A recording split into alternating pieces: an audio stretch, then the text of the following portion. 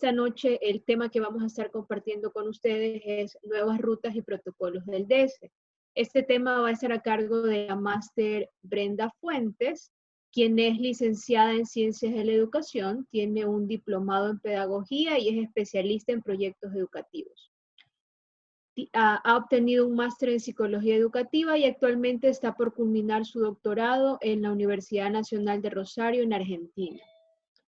La máster Brenda se desempeña como coordinadora de carrera de asistencia pedagógica en el Instituto Tecnológico Liceo Cristiano. Además es asesora pedagógica de Sendero Ediciones, también es editora y es autora de nuestros textos. Se desempeña como capacitadora del Colegio de Psicólogos Upgrade y también es coordinadora académica de la Unidad Educativa Sagrados Corazones. Es una persona con una experiencia muy amplia dentro del ámbito educativo y ella estará acompañándonos esta noche en este tema. Antes de iniciar, quiero comentarles a todos los participantes que como este seminario tiene una gran afluencia de personas, todos los micrófonos van a permanecer silenciados durante toda la exposición. Hacemos esto con la finalidad de que no se interrumpa al expositor. Si durante la intervención usted llega a tener preguntas, tiene inquietudes, está abierto el chat de foro aquí en Zoom para que usted vaya escribiendo sus preguntas. Al final de toda la capacitación vamos a tener una sección de preguntas y respuestas donde vamos a ir contestando las inquietudes que ustedes hayan planteado. Al final también vamos a explicar el proceso para que ustedes puedan descargar los certificados, así que les pedimos que no se salgan antes para que puedan irse ya obteniendo su certificado correspondiente. Sin más preámbulos, vamos a dar paso en esta noche a la máster Brenda Fuentes. Muy buenas noches, muchísimo gusto de estar aquí nuevamente en mi casa, Sendero Ediciones. Gracias, Melissa, por tus palabras. Queridos compañeros y colegas, muy buenas noches. Para mí es un honor en realidad dirigirme a ustedes.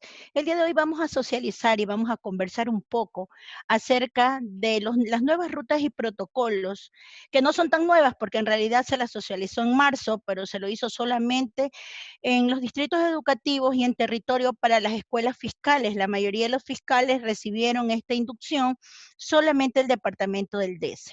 Pero sabiendo que la realidad educativa de nuestro país es que no todas las instituciones educativas cuentan con un departamento del DESE estructurado y con un personal completo, muchas veces a los directivos o a los docentes nos toca abordar algún tipo de situación dentro de la institución. Por lo tanto, yo creo que todos debemos conocer a detalle las rutas y protocolos y los acuerdos mediante los cuales se ejecutan y por qué los debemos llevar y cómo los debemos llevar de manera adecuada para evitar tener inconvenientes, sanciones o vulnerar derechos. Entonces, el día de hoy vamos a socializar este documento que es del Ministerio de Educación. Vamos a socializar lo que ellos hicieron en dos grupos o hicieron en dos jornadas, lo vamos a unir en un solo grupo. Agradezco a la psicóloga Yanina Silvestre, mi colega, que me facilitó una parte del material, y eso es lo que vamos a compartir el día de hoy. Luego les enviaremos por el chat el PDF del instructivo y el PDF con el acuerdo, porque usted siempre debe tener el respaldo de por qué usted está aplicando este formato, por qué usted está aplicando esta ruta, de qué manera usted lo abordó, porque ese es su respaldo legal. Entonces vamos a compartir la pantalla para empezar.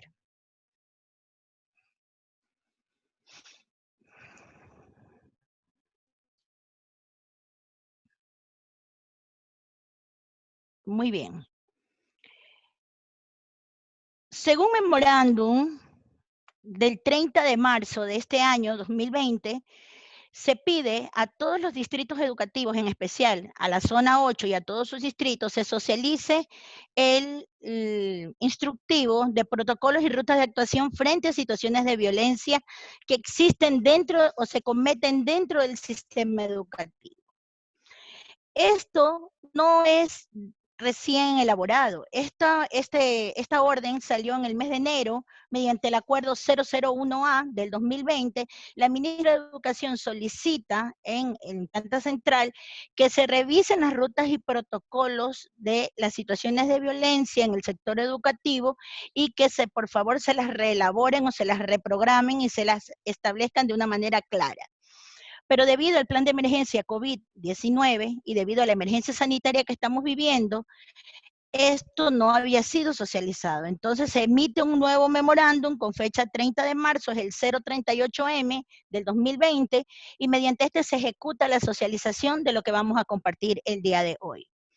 Estos son los protocolos de rutas de actuación frente a estas situaciones de violencia que pueden pasar en su institución o en alguna institución amiga nuestra, y a veces algún colega, algún compañero nos pide, ¿sí?, algún consejo o nos informa lo que le está ocurriendo y cómo puede abordar esta situación.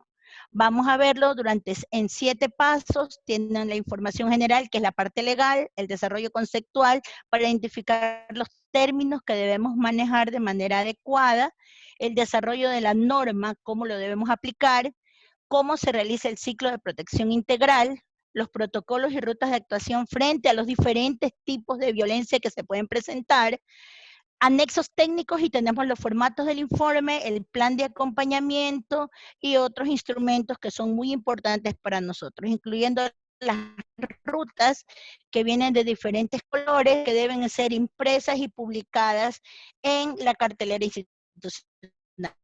En este caso, como no estamos in situ, sino que ustedes están ya con la práctica de estas nuevas situaciones, rutas y protocolos. Muy bien. Entonces vamos a ver que en la primera parte vamos a tener los diferentes enfoques. El enfoque de hecho, de género, el intergeneracional, el intercultural, el inclusivo, porque recordemos que todo el sistema educativo ecuatoriano se convirtió en inclusivo, el enfoque pedagógico y el enfoque restaurativo, que se lo está trabajando mucho a nivel educativo, donde ya dejamos de lado la justicia punitiva y pasamos a practicar la justicia restaurativa, implementando los círculos restaurativos para trabajar dentro de la institución y que de manera muy idónea los podemos aplicar en nuestro ámbito familiar y en nuestro ámbito laboral, de manera muy efectiva. En síntesis, entonces, podemos decir que nosotros sabemos que debemos atender como prioridad los grupos de atención que tienen vulnerabilidad. Para nosotros ellos son prioridad. Los niños, niñas y adolescentes tienen para nosotros un primer orden, ellos son primeros antes que cualquier otro interés. El Ministerio de Educación actualiza este documento para poder guiar a la institución educativa para que pueda actuar de una manera adecuada ante algún caso de violencia. Que a veces decimos, sí, no existe violencia en mi institución educativa, al interior no, pero en el ámbito familiar sí puede ocurrir, o a veces puede haber violencia entre pares. En este momento que estamos de manera virtual, puede ocurrir por medio de las redes. El documento también nos ayuda porque nos determina las rutas y protocolos que debemos seguir, su mecanismo de detección, de qué manera lo vamos a identificar y cómo nosotros podemos hacer un enfoque preventivo. Recuerden que nosotros debemos desarrollar una cultura de paz institucional. Y la única manera de poder llegar a una cultura de paz es trabajando con todos los miembros de la institución educativa. ¿Para qué? Para que cada uno de ellos se identifiquen con la misión, visión y el ideario institucional y puedan prevenir algún tipo de violencia o de problemas dentro de la institución educativa con cualquiera de los actores, sean directivos, docentes, padres de familia y estudiantes. La prevención debe ser integral, ¿sí? Nosotros siempre debemos tomar en cuenta de manera muy responsable todos los aspectos, no solamente el ámbito educativo, el aspecto cognitivo, sino que también debemos darle mucha atención a la parte socioafectiva emocional de nuestros estudiantes, a las relaciones que mantienen con sus pares y de qué manera interactúan unos con otros. Este instrumento también nos ayuda a nosotros a ver de una manera teórica ¿sí?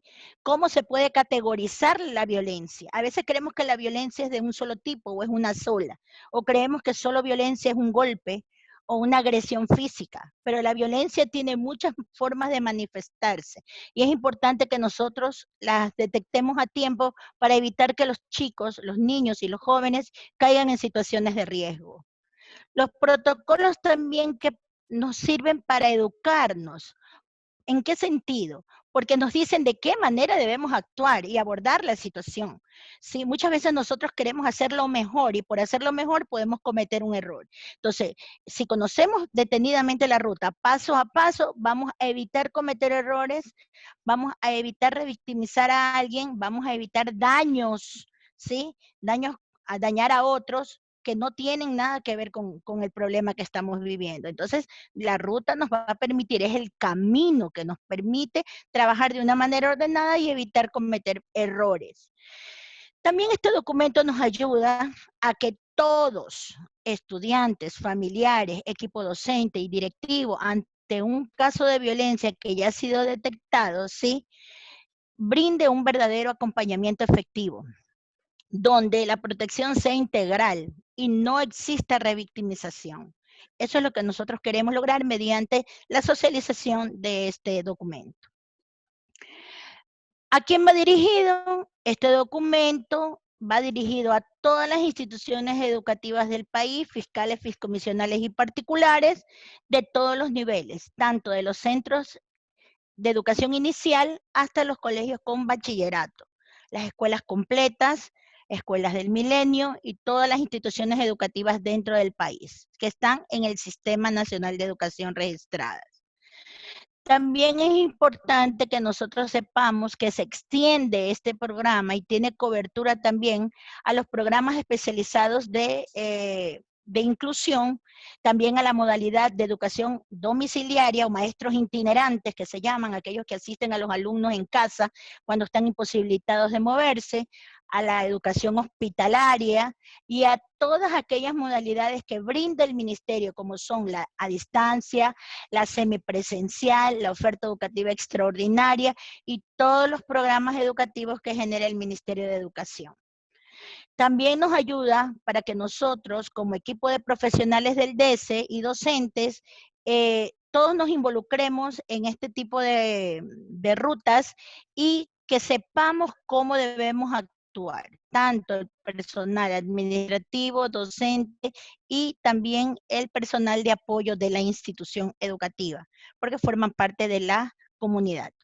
El objetivo entonces para nosotros es que ¿sí?, que frente a las situaciones de violencia que se puedan cometer o que se detecten dentro del sistema educativo, se deben aplicar las acciones y las directrices para prevenir, atender de una manera oportuna y poder restituir de manera inmediata aquel derecho que fue vulnerado, evitando revictimizar al niño, a la niña o al adolescente, fortaleciendo la prevención y acompañamiento a la persona cuando se trate de estudiantes, cuando el agresor sea un estudiante.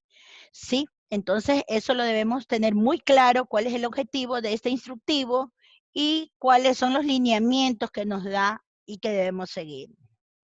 Entre los de la violencia tiene diferentes tipos de manifestaciones. Lo que debemos hacer como autoridades, como docentes, es facilitar los procesos para prevenir, proteger y reparar. Muchas veces hemos sido testigos o hemos intervenido en algún caso de vulneración de derechos, pero quedaba con la sanción, con la denuncia y ahí terminaba el trámite. Ahora no lo podemos, ahora debemos elaborar un plan de acompañamiento, una ruta que nos permita a nosotros en realidad darle a esa persona la asistencia necesaria a él, al niño, a la niña o al adolescente y a su familia para que puedan superar esta crisis o este momento que han vivido. También nos permite definir lineamientos de actuación ante situaciones cometidas y detectadas frente a una perspectiva de una protección integral, todo el conjunto, no solamente en el ámbito educativo, sino en el ámbito familiar también, emocional, social, psicológico. Fortalecer la coordinación interinstitucional que facilite la investigación, sanción y restitución de hechos de violencia en contra de niños, niñas y adolescentes cuando ocurre dentro de la institución educativa y alguno de los miembros está involucrado. Proporcionar herramientas que nos permitan, ¿sí?, la protección a través de la prevención, detección, intervención y derivación de situaciones de hechos de violencia, detectarlo a tiempo y poderlo remitir a donde se debe. Propiciar la convivencia escolar armónica y pacífica y fortalecer las relaciones de los integrantes de la comunidad en general. ¿Y qué enfoque tiene? El enfoque que tiene es evitar la impunidad en caso de violencia y brindar a la unidad educativa o a la comunidad educativa o a la institución una herramienta teórica técnica que nos permita una atención adecuada de forma articulada. Es decir, que este documento nos brinda varias formas de abordar los enfoques que vamos a ver a continuación, que son varios. Tenemos el enfoque de derechos. Sabemos que todas las personas son titulares de derechos, todos tenemos derechos, independientemente de nuestra edad, nuestro sexo, nuestro género, nuestra identidad de género, nuestra orientación sexual o condición de movilidad humana, nuestra discapacidad, etnia, raza o condición socioeconómica o cualquier otra distinción que tengamos, sí, por objeto o resultado menoscabar o anular el reconocimiento del goce o ejercicio de derechos. Todos somos sujetos de derechos, ¿sí? Y así como somos sujetos de derechos, también tenemos obligaciones, ¿sí? Tenemos derechos y tenemos deberes. Esto parte desde la Constitución. Nosotros tenemos derecho a la vida, derecho a la educación, derecho a un nombre, muchos derechos, pero así también tenemos deberes que cumplir. Es importante entonces que nosotros reconozcamos que dentro del sistema educativo hay un enfoque de derechos, donde todos y cada uno de nosotros los debemos practicar y los debemos defender. Existe también un enfoque de género. Esto nos dice que promueve una cultura equitativa, de respeto hacia las personas y a los colectivos sociales. Se basa en el principio de igualdad y no discriminación, en el ejercicio de la garantía basada en los derechos humanos. Este enfoque nos apunta a resaltar la construcción alrededor de los géneros, poniendo valoraciones que promuevan la igualdad de oportunidades y que permitan reflexionar sobre la influencia de los estereotipos en el proceso de desarrollo, ya sea de manera individual o de manera cultural. Bueno, aquí entra un poquito lo que nosotros vemos mucho en las instituciones educativas, la moda, el peinado, la forma de vestir, de caminar, de hablar, entra mucho en este aspecto, ¿sí? Nosotros no podemos juzgar a las personas, ni podemos etiquetar a los niños, a las niñas o a los adolescentes. Lo que nosotros debemos promover es una cultura de respeto por el otro, ¿sí? Sin discriminar a nadie, porque nosotros sabemos que todos y cada uno de nosotros somos entes sociales y al formar parte de la sociedad vamos a interactuar unos con otros y debemos ser personas bastante tolerantes y respetuosas con los demás, sobre todo si ellos manifiestan tener una perspectiva diferente a la nuestra. Enfoque intergeneracional. Implica reconocer que las personas en todas las etapas de su vida, en todos los ciclos, de todas las edades, sean estos desde un niño recién nacido, desde la concepción, hasta la adultez y vejez, son personas que tienen derechos, que es válida su opinión, que deben ser escuchadas, amadas, consideradas, cuidadas y respetadas. El enfoque intergeneracional nos dice que el ser humano es importante durante todas las etapas de su vida. No es porque ya se jubiló o ya dejó de trabajar, ya no produce, entonces ya la persona está anulada. No, nosotros somos seres humanos y por lo tanto merecemos consideración y respeto. Las personas adultas mayores deben ser tratadas con la misma consideración y el respeto que es tratado cualquier otro miembro de la familia. Entonces hay que promover mucho el enfoque intergeneracional, donde todos tenemos derecho a opinar, donde nuestra voz debe ser escuchada, no importa la edad que tengamos, y deben ser válidas nuestras opiniones, siempre tomadas en consideración y en cuenta. El enfoque interculturalidad que nos dice que nuestro país es multiétnico, pluricultural, y por lo tanto nosotros tenemos diferentes formas de ver el mundo. Existen costumbres y tradiciones a lo largo y ancho del territorio nacional.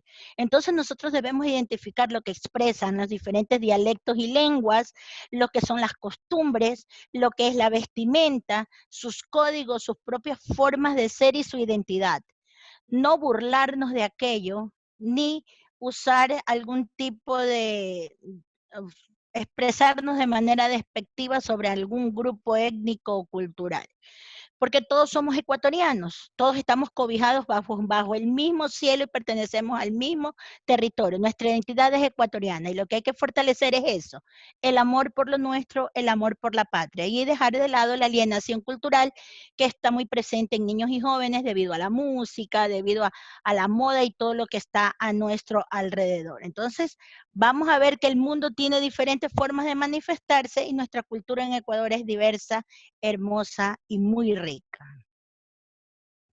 Y el enfoque inclusivo, que yo lo adoro, lo amo, pienso que en Ecuador lo mejor que se pudo hacer fue convertir las escuelas en escuelas inclusivas, aunque no tuvimos la preparación idónea, no todos recibimos la capacitación, pero nos ha costado y hemos ido poco a poco incursionando en el ámbito de la inclusión, mirando a estos niños con necesidades educativas especiales y jóvenes como ángeles puestos en nuestro camino para medir nuestra paciencia y para poner en práctica nuestra vocación docente. Este enfoque inclusivo analiza las diferencias individuales y la diversidad poblacional, ¿sí? Por lo tanto, nos ayuda a garantizar que estas personas que tienen situaciones y condiciones diferentes, ya sea de discapacidad, de movilidad humana, de diversidad sexual, diferencias étnicas y culturales, entre otras, puedan ejercer de manera efectiva sus derechos y tengan acceso a la educación como lo tiene cualquier otro ciudadano. El enfoque pedagógico que sabemos que se basa, es el fuerte de la educación. No hay educación si no existe pedagogía y didáctica, y sabemos que es aquel que nos permite posibilitar la formación y el desarrollo desde una visión que sea holística, integral, en la que los niños, niñas y adolescentes vivan experiencias que sean esenciales, reales, cotidianas, de acuerdo a sus experiencias y que cubran un poco sus intereses, donde ellos puedan demostrar sus aptitudes con P y sus actitudes con C, y se fortalezca la toma de decisiones personales con conocimiento, porque si nosotros trabajamos de esta manera, el aprendizaje será significativo y ellos lo podrán hacer simple y llanamente, podrán pasarlo a su vida cotidiana, a su contexto y aplicarlo de una manera más efectiva. Ellos harán la transferencia de lo que aprenden a la vida práctica de una manera más efectiva si el enfoque pedagógico es el más adecuado. Y tenemos el enfoque restaurativo, que como les había dicho, se está utilizando muchísimo. Existen 3 módulos de círculos restaurativos o de la modalidad restaurativa que podemos trabajar en el ámbito educativo. Sí, existen 3 módulos que los invito a que los lean, son son muy interesantes y nos ayuda a romper con eso que les había dicho, la justicia punitiva, o sea, cometiste un error y te sanciono. No hay oportunidad, no escucho las partes, sino que tomo una decisión y simplemente va a la sanción. Entonces va a romper el esquema, el enfoque restaurativo, porque nos permite que transformar esos conflictos desde la aceptación de que escucho las partes y cada uno de ellos reconoce, ¿sí?, el rol, el papel que cumplió dentro de ese conflicto, y de manera responsable ellos aceptan reparar los daños, dejando de lado la violencia y promoviendo una cultura de paz, llegando a un acuerdo, llegando a compromisos que luego van a ser seguidos o medidos o acompañados por un equipo para evitar que esto vuelva a suceder. A partir de la actuación restaurativa o de los círculos restaurativos, es importante que nosotros podamos incorporar al resto de la comunidad educativa, porque también ellos, aunque no fueron o formaron parte quizás del hecho de lo que sucedió, sí, ellos al observar que nosotros estamos trabajando con este tipo de mediación o resolviendo los conflictos de esta manera bastante acertada, entonces vamos a evitar que existan otras situaciones o que se presenten otras situaciones similares. Es importantísimo entonces que nosotros como educadores siempre tengamos la mirada hacia un enfoque restaurativo, más no hacia la justicia punitiva, sino a la justicia restaurativa, donde vamos mediante el diálogo a sentarnos y a llegar a acuerdos, donde se puede en realidad tener un verdadero aprendizaje de la situación que vivimos. En la unidad 2, entonces, vamos a ver la violencia, los tipos de violencia, la relación que puede existir entre las víctimas y las personas que los agreden, las tipologías que pueden existir de acuerdo a los aspectos socioculturales y a las situaciones de vulnerabilidad. ¿Sí? Eso lo debemos tener súper claro nosotros como docentes en todas las instituciones, sean estas muy pequeñas o muy grandes. Y vamos a identificar qué es la violencia. Como les había dicho, muchas personas creen que la violencia es la agresión física, solamente el golpe, es que me agredió. No, violencia es una palabra bastante amplia, tiene varios tipos y tiene una concepción que va más allá de la agresión física. Es un problema que se presenta en la sociedad y también es un problema de orden cultural que nos afecta a todas y cada una de las personas. ¿Por qué? Porque esta violencia vulnera nuestros derechos que tenemos como ciudadanos, como personas, a vivir en un entorno de paz, libre de violencia. Eso lo dice la Convención de los Derechos del Niño, ¿sí? Que fue publicada en 1989. Y mucho antes de eso se habla de la no violencia, una cultura de no violencia. La violencia se origina en las relaciones de poder inequitativas y de sometimiento de otros. Cuando yo me creo más fuerte y al otro lo veo más débil y yo quiero estar por encima del otro. Eso me hace a mí, entonces, sí, sentirme poderoso y poder ejercer algún tipo de influencia sobre otros. Cuando ocurren situaciones de violencia debemos considerar tres cosas. Eso lo debemos tener muy claro. El interés superior, la prioridad absoluta y la no discriminación, ¿sí? Es importantísimo que estas tres cosas se consideren cuando nosotros vamos a analizar algún tipo o situación que se ha presentado, generado, que tiene que ver con violencia. Y vamos a ver cuáles pueden ser. La violencia también se puede categorizar, según la Organización Mundial de la Salud, ¿sí? Ha propuesto una tipología en la que clasifica la violencia y la clasifica según un doble criterio. Primero, según la relación entre la persona agresora y la víctima. Y la segunda es la naturaleza de la acción de distinguir los tipos de violencia distintos entre sí. Entonces nos dicen que pueden ir en uno de estos dos campos, ¿no? Esta clasificación da lugar a más de 30 tipos específicos de violencia que surgen al combinar la naturaleza de la misma. Pero nosotros no vamos a ver todos esos, vamos a ver los que más ocurren o los que se presentan con más frecuencia en el sistema educativo, ¿sí? Aquí tenemos tipos específicos de violencia. En este cuadro nosotros vemos, ¿sí?, la relación de la víctima con la persona agresora. Y ahí podemos encontrar la violencia intrafamiliar, la violencia institucional que se puede dar entre docentes, autoridades, personal administrativo, personal de apoyo, entre pares, entre los mismos estudiantes, de estudiantes contra integrantes de la institución educativa, ¿sí? Y también podemos tener, de acuerdo a la naturaleza de actos violentos, se pueden manifestar de la siguiente manera. La violencia puede ser física, puede ser psicológica, puede ser sexual, puede ser por omisión. El quedarme callado también es un tipo de violencia o negligencia. Y la virtual, esa es por la naturaleza del acto que estoy cometiendo. Pueden ser de esta manera, se pueden manifestar así. Y también se puede propiciar violencia por motivos socioculturales o de vulnerabilidad. Entre esas tenemos la violencia de género, la de la orientación sexual o identidad de género, por condición socioeconómica, étnica, cultural o situación de movilidad humana o por discapacidad. Viendo este cuadro nos queda muchísimo más claro, este gráfico, nos queda muchísimo más claro el ver cómo podemos identificar el tipo específico de violencia del que estamos siendo testigos o el que estamos tratando de solucionar. Entonces podemos ver que, de acuerdo a la relación que existe, eso se va a dar siempre entre las personas con las que interactúa. Pero también puede ser de acuerdo a su naturaleza y de acuerdo a motivos socioculturales, que son de manera externa.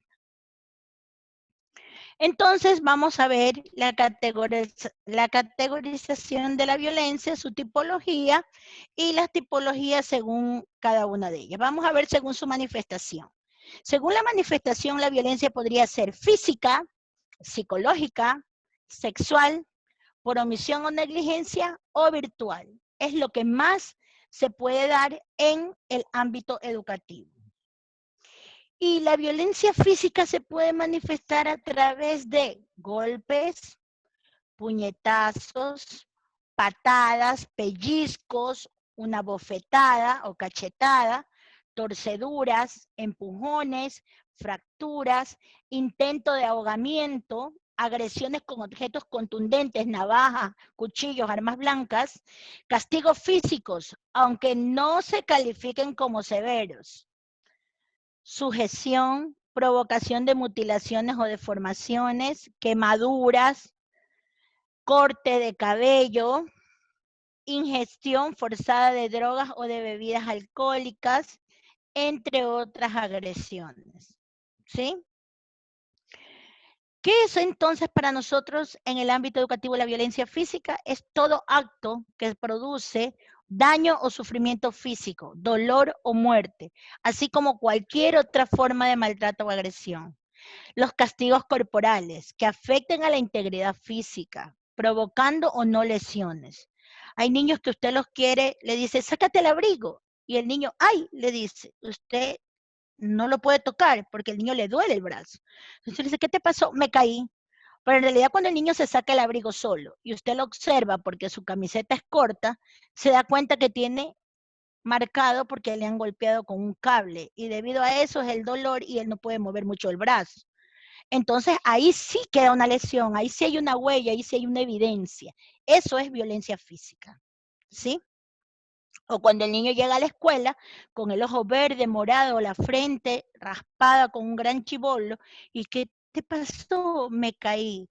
Pero vemos que tiene la forma del taco de un zapato y es un golpe que fue dado por otra persona. Entonces, eso hay que investigarlo. Eso es violencia física. Es el resultado del uso de la fuerza o de cualquier objeto que se utilice con la intención de causar daño, sin consideración del tiempo que se requiera para la recuperación. Nosotros debemos estar muy alerta con este tipo de cosas en el ámbito educativo con los niños, ¿sí?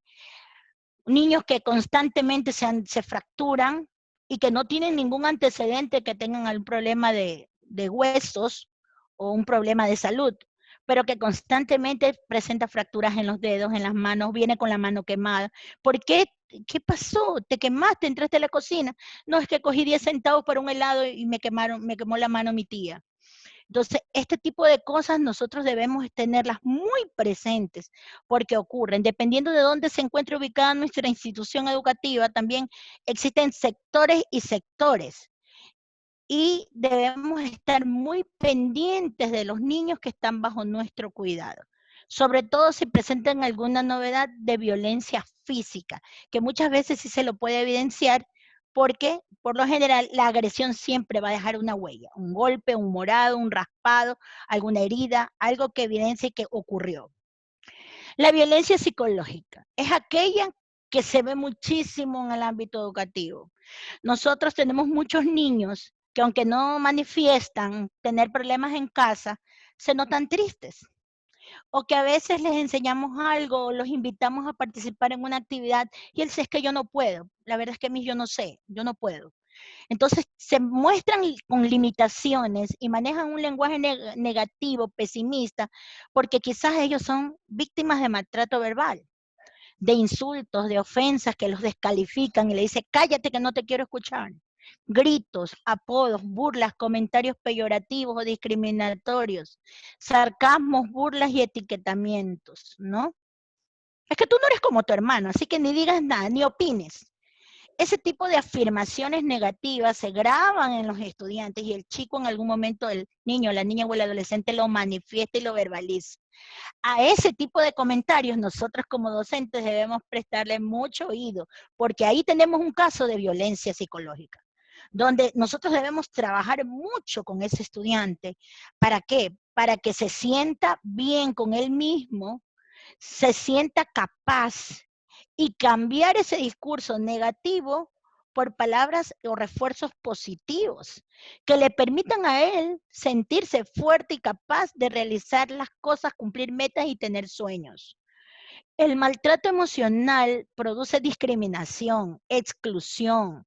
Los chicos se vuelven introvertidos, se dejan intimidar con facilidad, se dejan manipular por otros. Hasta a veces son humillados, reciben amenazas o se da algún tipo de rumor en base a lo que a él le sucede o se los inculpa. ¿Quién hizo tal cosa? Fue Kevin, fue Zeus. Entonces lo señalan. Cada vez que pasa algo en el curso, ocurrió algo y lo señalan al mismo. Entonces él no se siente bien con eso. Eso es un tipo de violencia psicológica. O cuando la maestra le cede la palabra a un alumno para que lea y el grupo dice, no, que él no lea porque él no sabe. Eso no lo podemos permitir nosotros como docentes. Porque aunque parezca algo tan insignificante, marca de manera muy negativa a la persona y es una forma de violencia porque él verbalmente lo está anulando. Le está diciendo que él no puede. Más bien hay que incentivarlo. Vamos, tú puedes, lee por favor, todos vamos a escucharlo con mucha atención y no interrumpamos al compañero porque él sí lo puede hacer. Entonces, debemos controlarlo mediante mecanismos, se controla mediante mecanismos de vigilancia y hostigamiento, lo siguen, lo persiguen, lo molestan, le ponen algún tipo de apodo o recibe muchísimas burlas. Entonces, el maltrato verbal y el maltrato emocional son parte o se manifiestan mucho en la violencia psicológica, ¿sí? Y nosotros debemos tomar acciones respecto a esto. No debemos caer en omisión, ¿sí? ¿Por qué? Porque si nosotros nos callamos cuando vemos este tipo de situaciones, estamos siendo cómplices de esta manifestación de violencia, donde estamos disminuyendo o acabando con el autoestima de otra persona. Se afecta su honra, su descrédito, porque lo tachamos o lo culpamos de algo que no hizo, ¿sí? Hace que se sienta mal, ¿sí? Que no quiera venir a la escuela, que su comportamiento cambie, que tome malas decisiones, ¿sí? Que se siente intimidado, que quiera estar aislado, no relacionarse con nadie, no conversar con nadie. Entonces, es importante que nosotros en la institución educativa brindemos, en realidad, si queremos trabajar una cultura de paz, tenemos que también trabajar en brindar a los niños, niñas y adolescentes una estabilidad psicológica y emocional, dándole una mirada real a esto del maltrato verbal y emocional y evitando que ocurra dentro de nuestros salones de clase, dentro de nuestras instituciones educativas y peor, en nuestros hogares. Violencia sexual. Esto ya es una connotación un poco más grave, más fuerte. Nosotros podemos mediar y abordar las violencias anteriores, pero este de aquí no tiene pausa, ni podemos nosotros ponernos de manera amable a abordarlo, sino que esto directamente tenemos que denunciarlo. No podemos callarlo. Se comprende como violencia sexual toda acción que implique la vulneración o restricción del derecho a la integridad sexual, de decidir voluntariamente sobre la vida sexual y reproductiva propia, porque esto ocurre a través de amenazas, coerción, uso de la fuerza, intimidación, incluyendo la violación, dentro del matrimonio o de otras relaciones vinculares y de parentesco, exista o no convivencia. También el contagio intencional de infecciones de transmisión sexual, las ITS, la prostitución forzada, la trata con fines de explotación sexual, el abuso, el acoso, la esterilización forzada y otras prácticas también tienen que ver con la violencia sexual de manera directa. Se producen relaciones asimétricas de edad o de poder entre una persona agresora sexual y el niño, niña o adolescente que es la víctima. Existe presencia de estrategias de victimización. Así se produce la violencia sexual. Y este de aquí no tiene, usted no puede darle espacio al diálogo ni a ningún acuerdo. Esto directamente debe ser tratado y abordado de manera legal. No podemos darle vueltas a esta situación. Maneras en que la violencia sexual se va a presentar contra los niños, niñas y adolescentes. Por lo general se produce una seducción, cortejo, regalitos, ¿sí? Manoseos, contactos, frotamientos, besos, empiezan con besos en la boca, caricias. Por eso no es adecuado besar a los niños ni a las niñas en la boca, no importa que sean sus hijos. Eso no se lo debe hacer. El beso filial, el beso fraternal debe ser en la mejilla o en la frente, no en la boca. Coito interfemoral entre los muslos, penetración sexual o su intento por vía vaginal, anal o bucal, forzando a que un niño, niña o adolescente toque las partes íntimas de una persona agresora o de otras personas sexualizadas, efectuar comentarios lascivos, inapropiados acerca de la identidad sexual, el exhibicionismo y el voyerismo. La solicitud de favores sexuales a cambio de un trabajo, de mejores calificaciones escolares. La producción de material pornográfico utilizando a los niños, niñas y adolescentes. Esas fotos que a veces son tomadas de manera indebida por los mismos chicos en el baño, en el cuarto, delante de un espejo y no se dan cuenta que están mostrando parte de su cuerpo, y estas fotos que resultan ser íntimas a veces quedan en las redes sociales y se convierten en víctimas de burlas porque esta foto llega a todos los compañeros, ¿no? Y en las redes ustedes saben que es imposible controlarlo.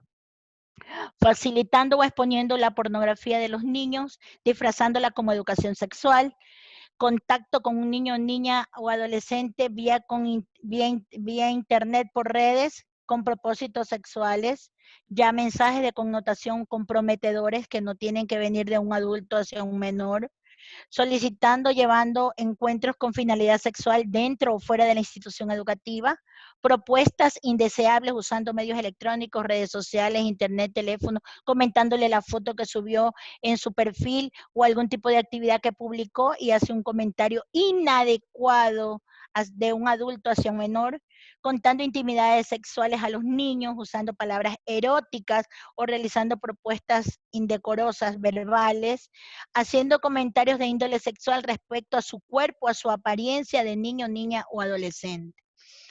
Todos estos aspectos nosotros los debemos considerar. En las instituciones educativas, después del acuerdo que se publicó el anteaño pasado, en el 2018, y luego de muchas situaciones que se vivieron a nivel nacional en instituciones educativas muy conocidas, se pidió que el Departamento de Talento Humano, en las escuelas fiscales, que son los inspectores generales, y en los colegios particulares, el Departamento de Talento Humano como tal, GTH, o la inspección, convocar a todo el personal docente y ellos deberían ser evaluados psicológicamente y deberían tomarse los test para ver el perfil de los docentes que trabajan dentro de la institución. Una de las formas de prevenir este tipo de situaciones dentro de las instituciones educativas es saber con qué personal yo cuento y con qué personal trabajo, ¿sí? Porque nosotros trabajamos con menores y por lo tanto debemos salvaguardar su integridad, que está por encima de cualquier otro interés. Entonces, según su manifestación, de acuerdo al Código Orgánico Penal, cuando ya hablamos de violencia sexual, hablamos de acoso sexual, abuso sexual, violación, estupro, pornografía, trata y violencia sexual digital. El acoso sexual, como les había dicho, cuando alguien se quiere aprovechar de su posición, ¿sí? frente al niño, a la niña o al adolescente. El abuso, cuando es toda intimidación en contra de la voluntad, sin consentimiento, ¿sí? Violación, acceso canal por introducción total o parcial del miembro por vía oral, anal o vaginal. Introducción de objetos, dedos u órganos distintos al miembro viril. Estupro. Este acto violento comprende a una persona mayor de 18 años que, recurriendo al engaño, tiene relaciones sexuales con otra mayor de 14 y menor de 18 años. Son las adolescentes, los adolescentes. Ya hablamos de la pornografía infantil, la trata con fines sexuales, cuando las chicas las convocan, que hay que para ser modelo, que vamos a hacer un casting, que le vamos a tomar fotos, que vas a grabar un video, pero en realidad no es cierto eso, sino que las convocan para seleccionarlas o para que las chicas se conviertan en que brinden sus servicios sexuales a cambio de dinero. Y la violencia sexual digital, que la vemos en las redes de manera muy real y de manera directa siempre. También el Código Orgánico Penal nos habla de la pornografía infantil y adolescente, ¿sí? Por eso nosotros, cuando manejamos fotos en la institución, de las actividades institucionales, nosotros debemos pedir permiso a los padres de familia para la publicación de dichas fotos, siempre que estas fotos sean adecuadas de acuerdo a la actividad que se realizó, sea esta académica o extracurricular. Por eso es imposible que nosotros, ¿sí?, estemos produciendo, distribuyendo, divulgando, importando, exportando imágenes de un niño o de una niña, peor, haciendo algún tipo de actividad sexual explícita, real o simulada, o cualquier representación que tenga que ver con las partes genitales de un niño, ¿sí? Especialmente con fines primordialmente sexuales. Eso no puede pasar. Nosotros debemos cuidarnos muchísimo de eso. Y también debemos tener nuestro manual de seguridad informática en la institución. Debemos elaborar un manual, sobre todo ahora que estamos en esta modalidad virtual. Todas las instituciones educativas deben ya ponerse a trabajar en los protocolos de comunicación y en el manual de seguridad informática, que nos va a permitir a todos y cada uno de nosotros poder rastrear, seguir las páginas, los accesos y saber quiénes están accediendo a nuestro sistema, a nuestra plataforma, y siempre tenerse las seguridades correspondientes. La trata con fines sexuales, que ya hablamos que es el transporte, traslado, acogida, recepción de personas para que se dediquen a vender sus servicios o a vender sus servicios en el ámbito sexual, ¿verdad? Entonces, con fines de explotación, ¿sí? Son secuestradas, a veces las chicas desaparecen, ¿sí? O se las llevan a otra ciudad y no las encontramos debido a este motivo. Entonces tenemos que hablar mucho con las jóvenes, con los adolescentes, con quién conversan, con quién se contactan por redes, a quiénes les dan sus datos, su dirección, evitar que se expongan en las redes, que pongan en qué colegio estudian, a qué hora entran, a qué hora salen, porque todo eso lo ven estas personas que se dedican a este tipo de situaciones riesgosas. Y la violencia sexual digital, que tiene que ver con las tecnologías de la información, cuando no son manejadas de manera adecuada, ¿sí? Cuando tienen un internet abierto, cuando no tienen restricciones ni vigilancia en casa, y cuando no hacemos un seguimiento de con quiénes nuestros hijos, hijas se relacionan y con quiénes tienen contactos. Según la relación entre la víctima y la persona, puede ser violencia sexual por negligencia o violencia virtual, como les habíamos dicho. Las negligencias por lo general ocurren por omisión o por descuido del adulto responsable de ese menor, ¿sí? Porque cuando dejamos a los niños encargados de personas que no conocemos, o a veces personas que forman parte de nuestra familia, pero que en realidad a fondo no sabemos cómo son. Las prácticas más comunes pueden ocurrir en los hogares, ¿sí?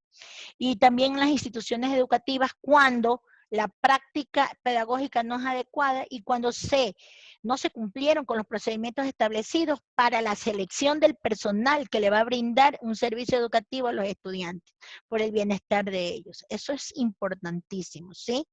Las principales formas de violencia las podemos ver a continuación, ya esto lo hablamos en la anterior, por eso lo paso.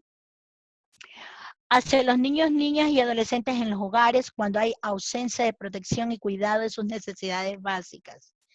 cuando los niños no se les promueve su alimentación adecuada para su desarrollo, cuando se les priva del derecho a la educación, cuando hay desatención de sus necesidades médicas, cuando se dedican a la mendicidad o alguna actividad que les permite estar en la calle y los convierte en vulnerables, cuando no se les brinda atención, el afecto, el apego necesarios de acuerdo a la edad evolutiva, no hay comunicación, no se conversa con ellos, no sabemos qué está pasando.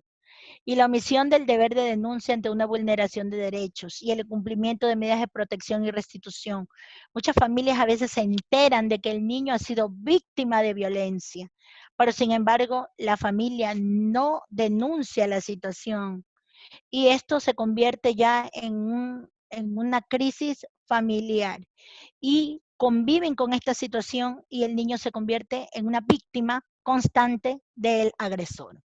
Y las personas que pertenecen a la familia prefieren callar con tal de no evidenciar que hay un problema de índole familiar.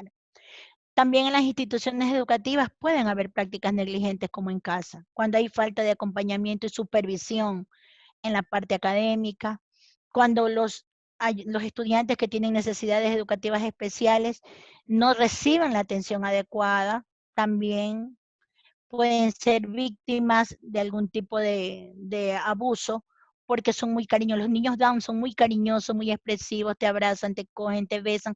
Es propio de su síndrome y ellos son muy vulnerables, entonces hay que saberlos manejar y saberlos atender y cuidar.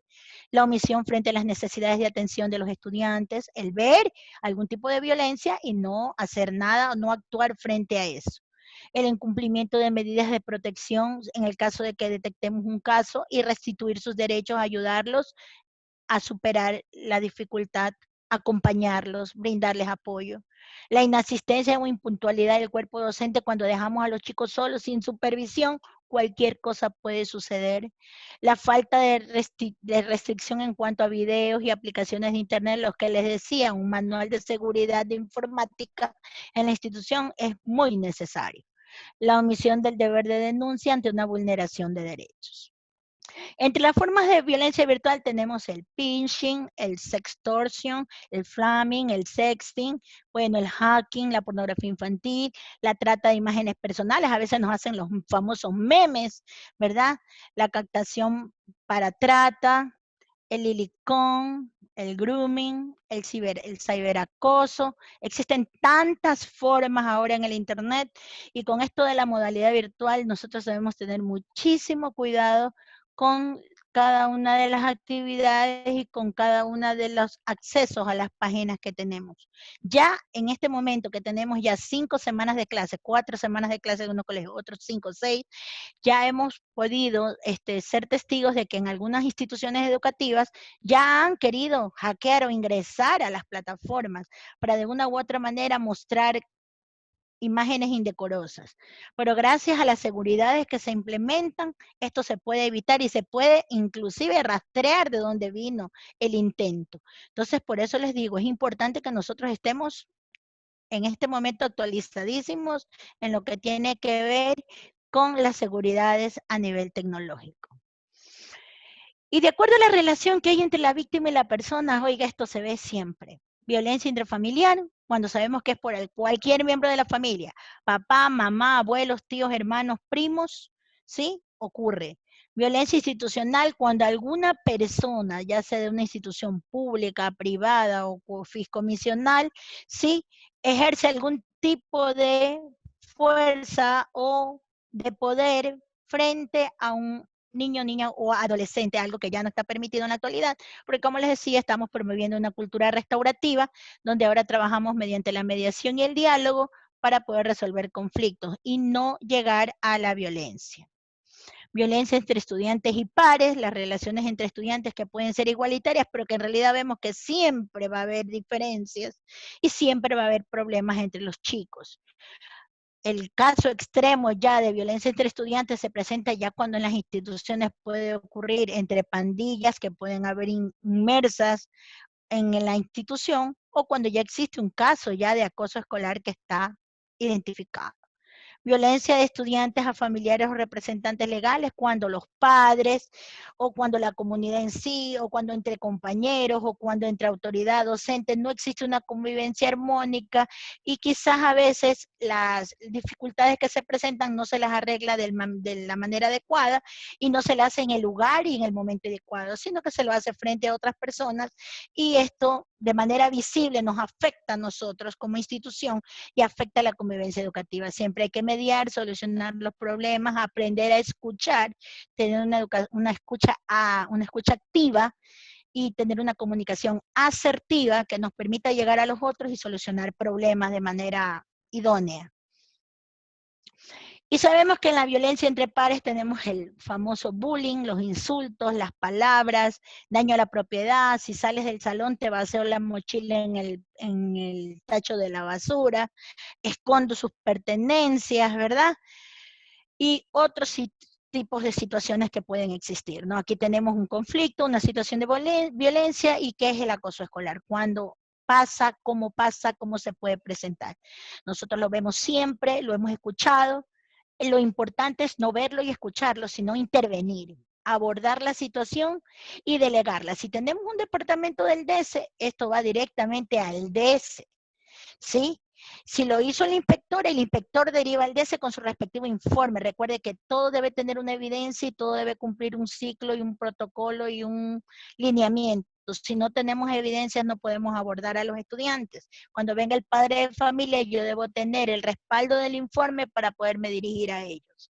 Entonces, eso es importantísimo.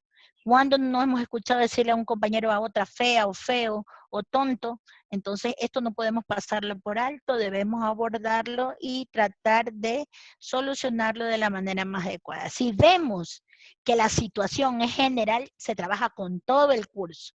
Y si vemos que la situación entre pares es de manera particular, se aborda a los involucrados. Muy bien, aquí están las violencias que ya las habíamos visto, cada uno de ellos, por su condición económica. Aquí están los artículos de la Constitución, donde nos habla de las preferencias, nos habla de los derechos a las comunidades y pueblos y nacionalidades, en lo que es intercultural, y la discapacidad, ¿sí? Aquí tenemos cada uno de ellos ya con la parte legal. Muy bien. Melissa, ¿alguna pregunta hasta ahí? Esa es la primera parte. Nosotros tenemos en la segunda parte, hemos sacado las rutas y tenemos todos los modelos de los informes que usted debe hacer cuando usted detecta algún tipo de violencia dentro de la institución educativa. Es importante que nosotros manejemos de manera efectiva estos documentos porque son aquellos que nos van a permitir a nosotros, ¿sí?, mostrar o demostrar ante la autoridad que la institución educativa en realidad está aplicando lo que nos dicen los protocolos y las rutas de actuación. En este caso, yo he tomado, yo les voy a pasar, les van a pasar por el chat el acuerdo y todo el instructivo completo que tiene como 178 páginas, si no estoy equivocada. Entonces vamos a socializar ahorita lo que es los protocolos. Quiero que esto de aquí que está subrayadito no se olviden nunca.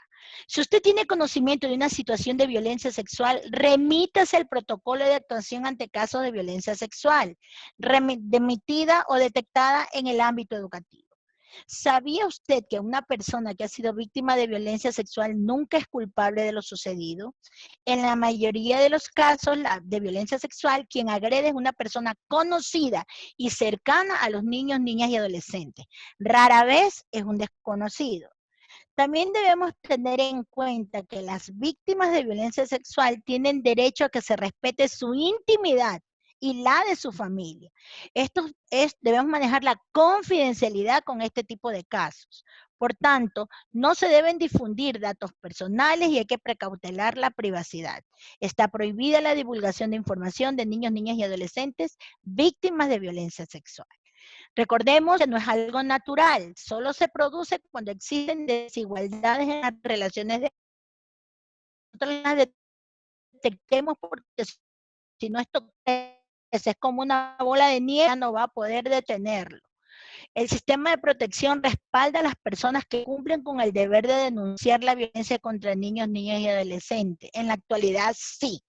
hace años atrás, hace unos 7 años atrás, no, ¿sí? Yo formé parte del Ministerio de Educación y yo tuve que salir del ministerio por amenazas contra mi vida por denunciar un hecho de violencia.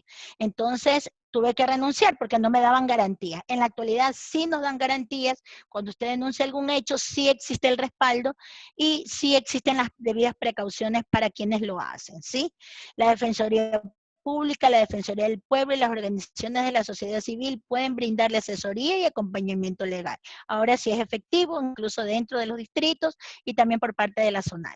Objetivo de la Defensoría Pública, defender a las personas en condición económica, social y cultural de vulnerabilidad, en indefensión y en acceso a la justicia. El objetivo de la Defensoría es promover y divulgar los derechos de las personas, así como impulsar la construcción de una cultura que promueva los ámbitos de la vida para propiciar una vida digna y del buen vivir. Aquí está la primera ruta. Esta ruta de color morado es la ruta de actuación frente a situaciones de violencia sexual detectadas o cometidas dentro del sistema educativo. Aquí está la ruta que hace como punto 1 la institución educativa, que tiene que hacer el DS y que hace la autoridad del colegio. Ahí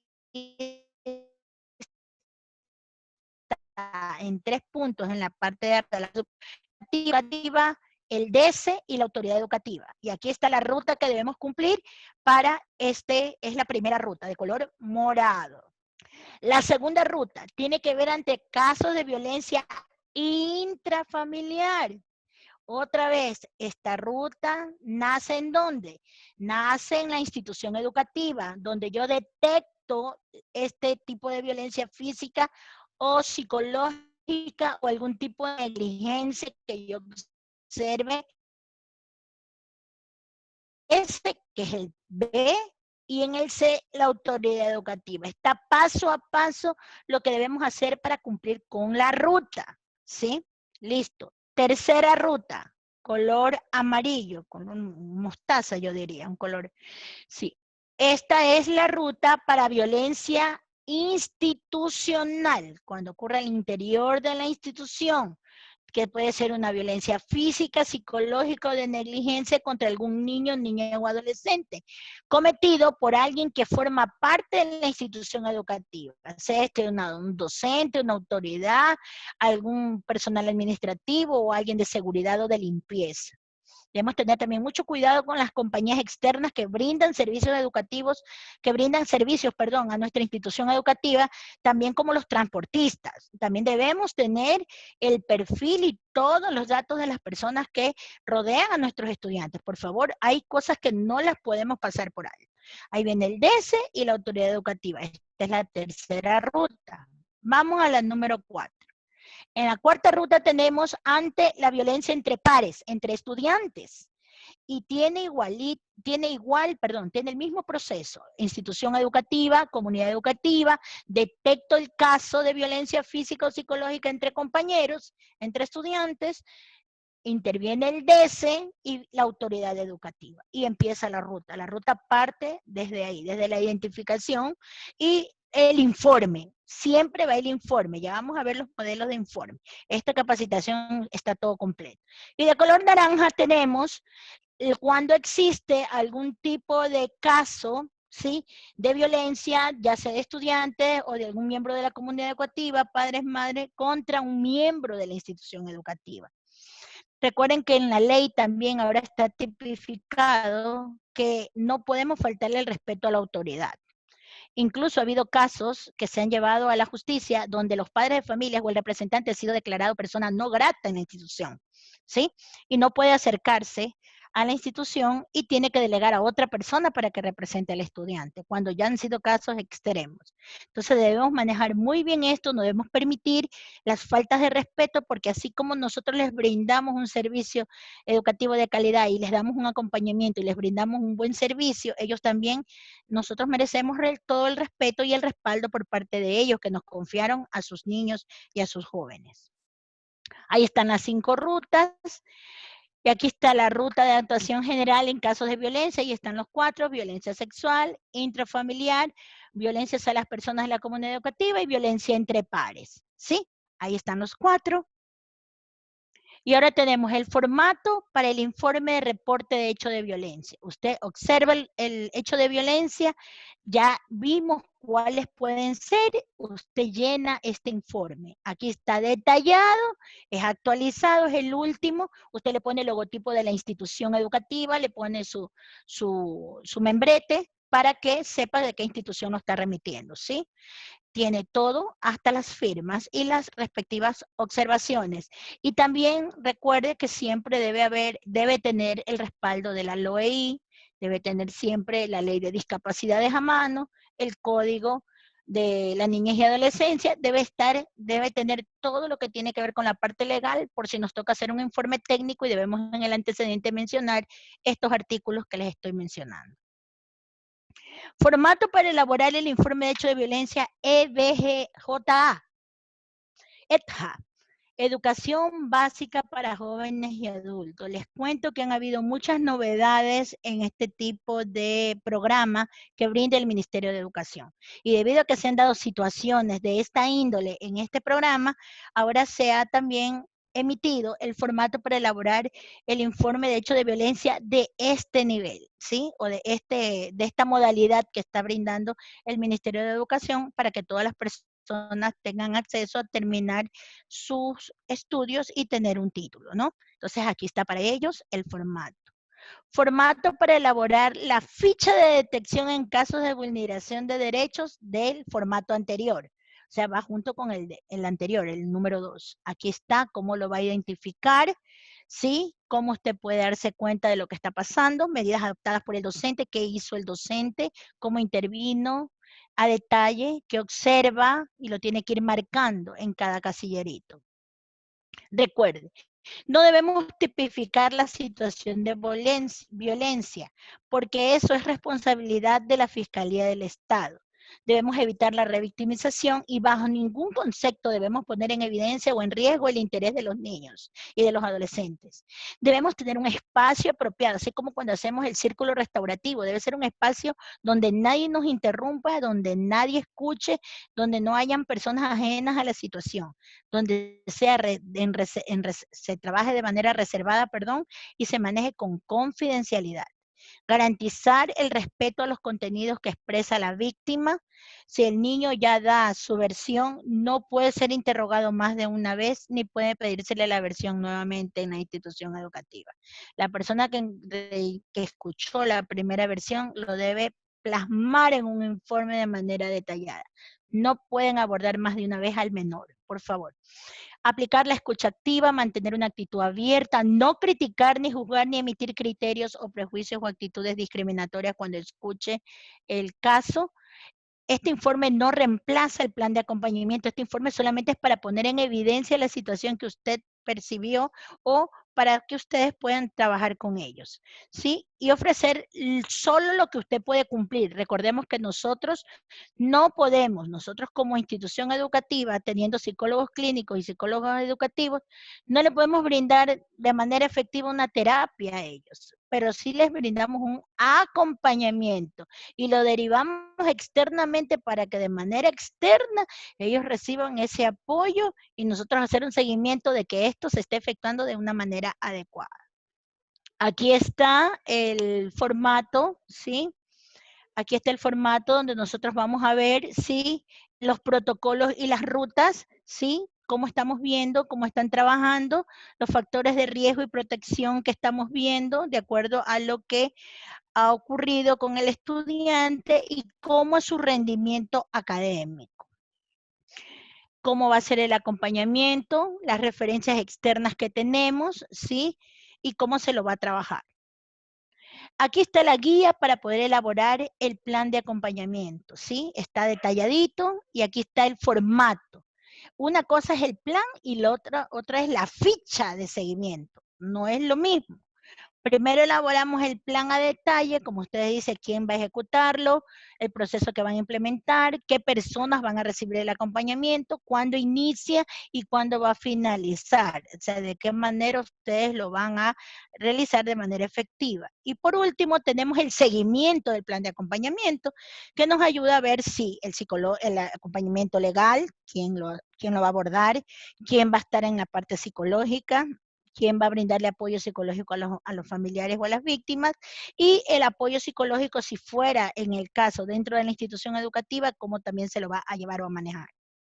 El acompañamiento de familiares, el acompañamiento pedagógico, acciones preventivas en favor de la comunidad y las firmas respectivas de este formato.